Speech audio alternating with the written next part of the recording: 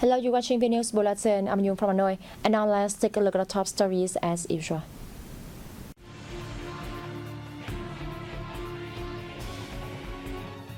Vietnam posts twofold growth in agricultural trade surplus in 7 months.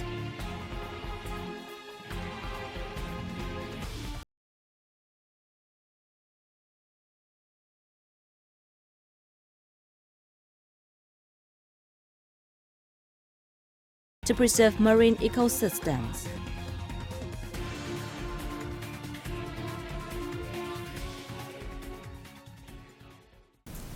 Let's begin the bulletin with the most prominent events of the week from August 1st to 7th.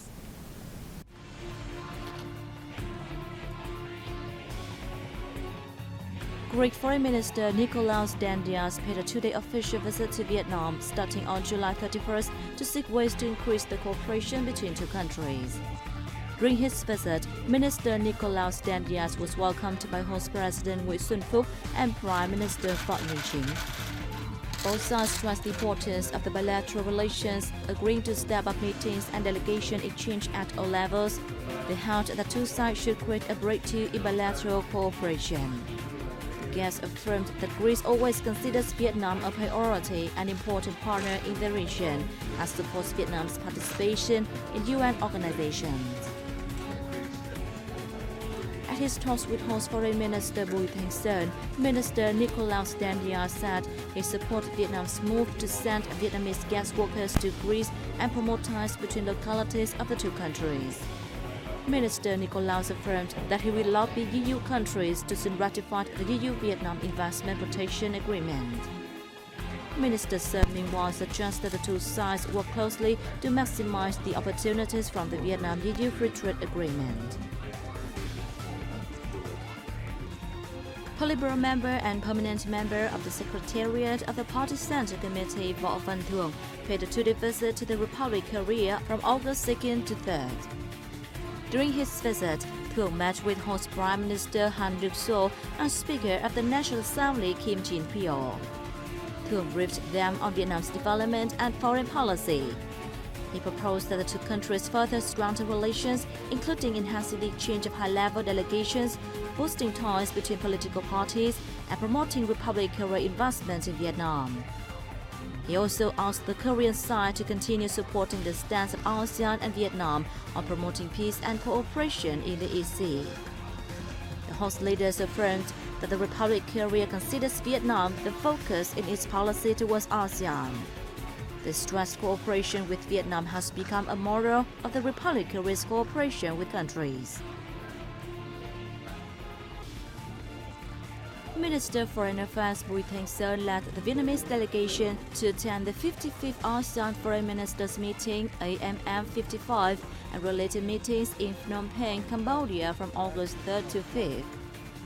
In his remarks at the East Asia Summit Foreign Ministers Meeting in Phnom Penh on August 5th, Minister Sơn called on countries to have turned the EC into a sea of peace and stability, safety and security, and openness and freedom.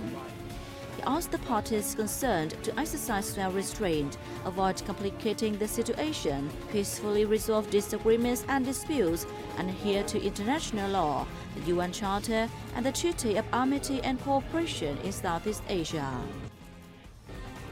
On the sidelines of the event, Minister Sơn had a meeting with Prak Sokhonn, Cambodia Deputy Prime Minister and Minister of Foreign Affairs and International Cooperation, and Sri Lanka Foreign Minister Ali Sabri.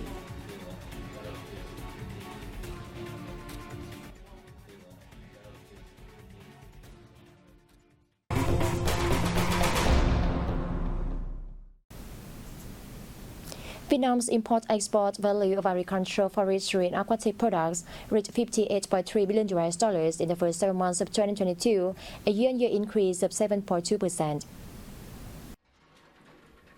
According to the Ministry of Agriculture and Rural Development, revenue of exports were estimated at $32.3 billion, up over 12% year-on-year, while imports were estimated at $26 billion, up 1.6%. So far this year, Vietnam has enjoyed about $6.3 billion in trade surplus in agriculture, forestry, and fishery products, nearly doubling that of the same period in 2021. There were 4 items of exports whose value exceeded $2 billion, namely coffee, rice, shrimp, and wood products. The U.S. remained Vietnam's biggest buyer, purchasing nearly $8.7 billion worth of products. It was followed by China with an import value of $5.7 billion. Ho Chi Minh City needs to develop a specific roadmap to improve access to public transport, limit the use of personal vehicles, and speed up progress of metro lines, BRT, and others, experts have said. Under the project, public transportation is expected to meet 15% of residents' travel demand by 2025 and 25% by 2030. The focus will be on developing a convenience bus network, including enhancing inter-provincial connectivity. By 2025, the city targets having the bus system connected with new urban areas, industrial parks, satellite urban areas, and passenger transport routes. As many as 50 to 60 new routes are expected to start by 2025, increasing to around 75 by 2030, and the number of buses could double in the next 10 years. Priorities will be given to vehicles that use clean and environment-friendly fuels. When visiting the TH Groups projects in Nghệ An province recently and witnessing the spectacular changes made, Prime Minister Phạm Minh Chính acknowledged that the group's circular economy model has proven effective, not only actively contributing to the protection of nature and environment, but also bringing benefits to local people.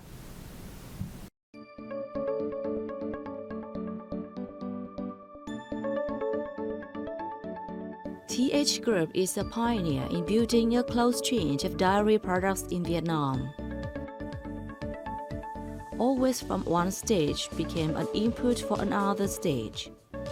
Rather than being discarded, all resources are circulated to create new value and cut unnecessary resource exploitation, reduce waste treatment costs, minimize environmental pollution, and protect the environment.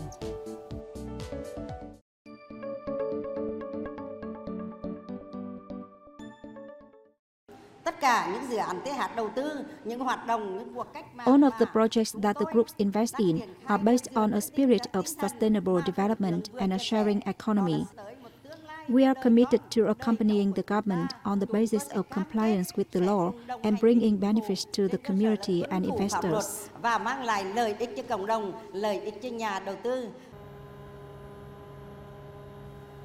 The TH Group's sustainable development and circular economy model has proven its effectiveness, not only actively contributing to the protection of nature and the environment, but also bringing practical benefits to local people.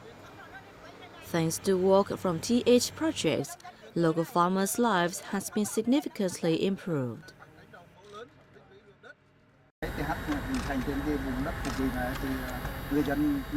Myself and other farmers feel assured about production because our products are guaranteed to be sold.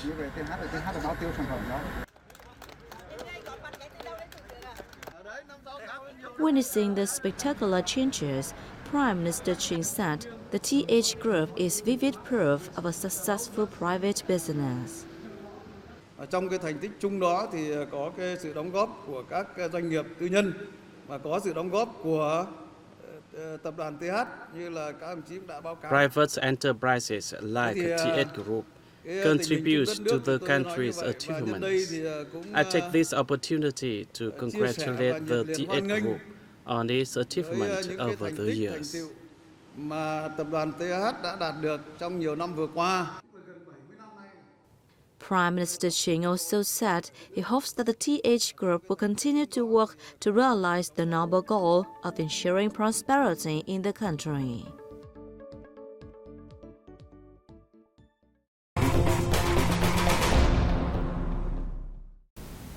The South Central Coastal Province of Khánh Hòa has been working hard to protect marine ecosystem through various measures.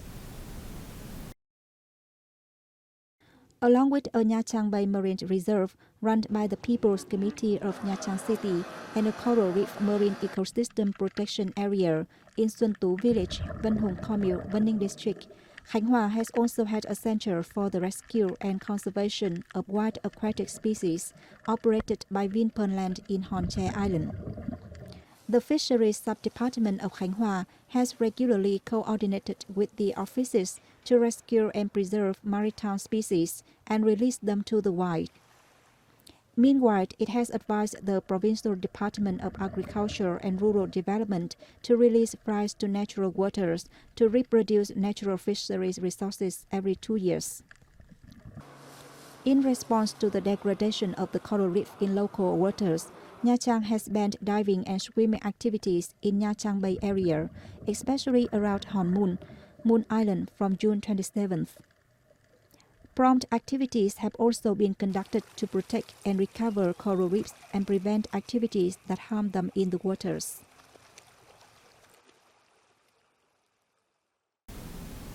Tourism revenue hit nearly $510 million in the first 7 months of this year, a 2.7-fold rise year-on-year due to the strong recovery of tourism activities, according to the Bureau Statistics Office.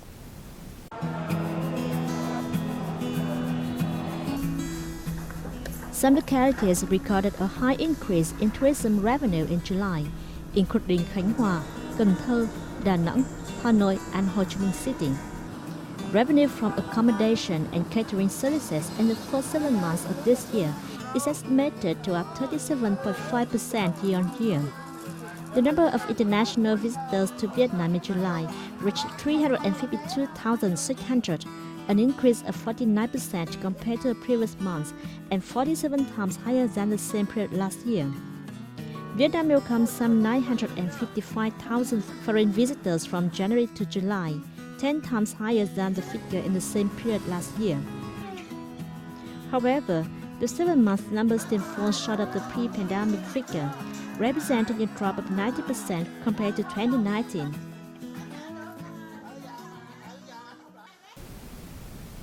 With the rapid pace of fashion trends, antique Vietnamese costumes may well have been on the verge of oblivion. To preserve and spread their traditional beauty, however, a number of organizations and individuals in Ninh Bình province have held a series of photo tours to bring antique Vietnamese costumes closer to the public. Sites and attractions such as Hoa Lư Asian Capital, Bí Động Pagoda, Thiên Hà Cave, and the Temple of Saint Nguyễn, and a space stimulating buffalo fighting were among the destinations of the photo tours, called Through the Heritage Domain, held by the Ba Ngàn 3000 art exhibitor, who coordinated with the Dong Phong tailoring and sewing of traditional costumes. At each destination, models were dressed in different costumes. In the process of researching ancient costumes, the most difficult thing was learning about materials, because information is quite sparse. I will conduct more experiential sessions in the future, so that young people can try on these costumes. Attire such as Tất, Ngũ Thân, Giao Lĩnh, and Nhật Bình appear in tourist areas and attractions in Ninh Bình with lively colors. Combined with an Asian quiet space, they not only enhance the beauty, but also attract many people who love learning about traditional culture. Photographers like me also want to introduce and to promote the image of the nation's traditional culture. When I put on costume from the Lê dynasty, I feel very proud and can see their beauty. In addition to antique costume photo tours, exhibitions of the costumes and demonstrations of fabric dyeing have also been held, helping to give the antique Vietnamese costumes a presence in the modern world. Such events not only preserve and uphold the traditional beauty of traditional Vietnamese costumes throughout the dynasties, but also introduce and promote the image of the land and people of Ninh Bình to domestic and foreign visitors.